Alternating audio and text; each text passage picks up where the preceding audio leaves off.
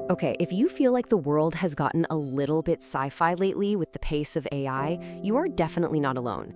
But let's cut through the noise for a second. What's really on the horizon for the next couple of years? Let's map it out so you know exactly what's coming.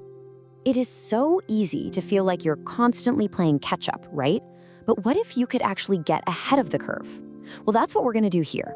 We're going to give you the roadmap so you can stop feeling anxious and start feeling confident about what's next.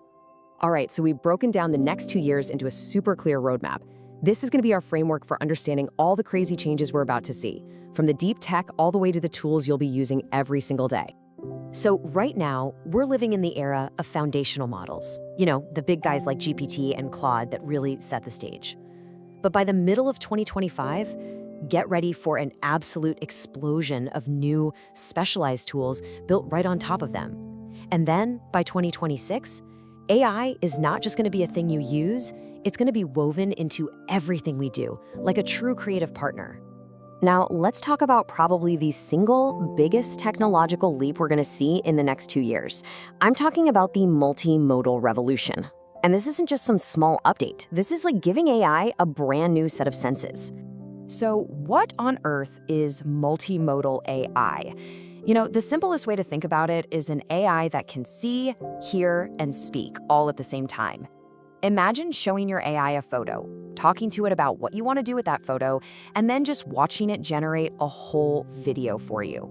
That's the magic of multimodality. And this just unlocks some absolutely mind-blowing possibilities. I mean, what if you could just describe a dream you had and have an AI create a short film about it? Or how about this? Your AI listens to your team's brainstorming session and then just, poof, automatically generates a fully polished presentation. This is the kind of deep creative partnership that we're talking about. And this change is coming fast. According to Gartner, in just 2 years, trying to use an AI that isn't multimodal will feel as old school as using a flip phone. Just let that sink in for a second. This isn't some far-off future, it's literally right around the corner. So with this new multimodal foundation, a whole new generation of tools is about to pop up. And we're not just talking about little apps, we're talking about deeply integrated partners. So let's take a look at what's coming to your future AI toolkit. First up, we're going to see dynamic copilots. These things will follow you across all your apps, offering suggestions in your email, your spreadsheets, even your code. Then we'll get creative synthesizers, which can take a simple idea and flesh it out into a finished song or a movie poster. And by early 2026, get ready for automated analysts that can look at a mountain of data and tell you not just what happened, but why it happened and what you should do about it. But you know, this explosion of new tools isn't happening in a bubble. Different countries are taking wildly different approaches to how AI gets developed. And that's creating this really fascinating transatlantic divide, especially when you look at the US and the UK. It's really a tale of two completely different philosophies.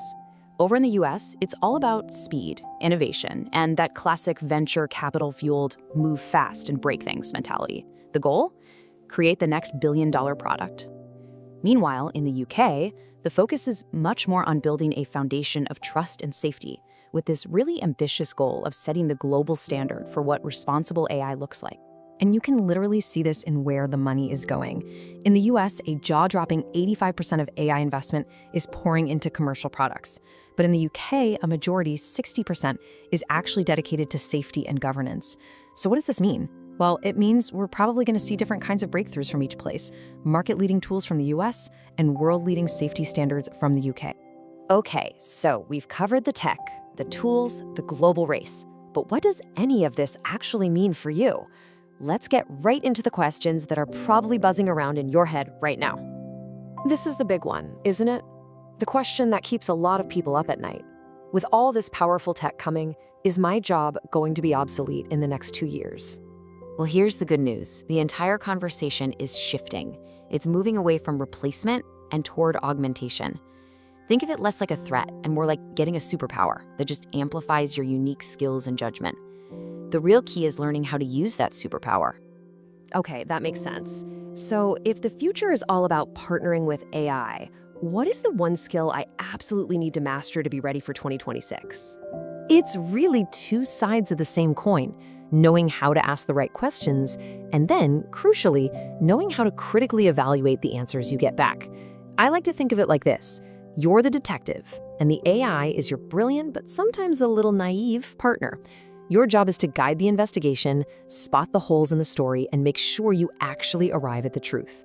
All right, so you know what skill to learn, but how in the world do you keep up with the constant fire hose of AI news without just getting completely overwhelmed? It feels like a full-time job just to stay on top of it all. Here's a super simple 3-step plan to stay current without the stress. First, don't try to follow everyone. Just pick 3 key AI readers in your specific industry. Step 2, block out just 15 minutes a week. That's it, a coffee break. Use that time to catch up on what they're saying. And third, you have to get your hands dirty. Make a point to try out one new AI tool every month. That's it. Simple, right? Manageable? So if you only take one single thing away from all of this, let it be this.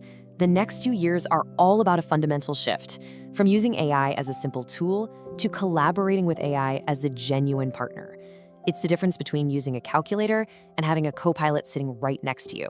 So as we look ahead to this really incredible future, the question isn't if you'll work with AI, but how. What amazing things are you going to create? What complex problems are you finally going to solve with your new AI partner in 2026?